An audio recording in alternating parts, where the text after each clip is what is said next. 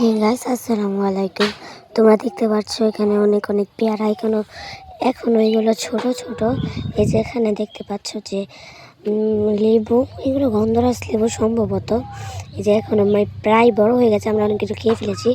এই যে এখানে আম হয়েছে, অনেক মিষ্টি আমগুলো খেতে খুবই।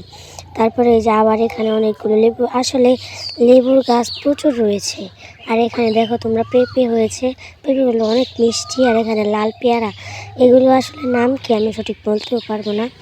তারপরে তোমরা দেখতে পারবে আরও আমাদের এখানে দেখো জাম গাছ থেকে জাম পড়ে প্রচুর জাম নষ্ট হয়ে গিয়েছে। এই যে ক্যামেরায় ধারণ করা যাচ্ছে না বেশি একটা, কারণ অনেক উঁচুতে গাছটা, মানে পরে নষ্ট হচ্ছে, কিছু করার নেই।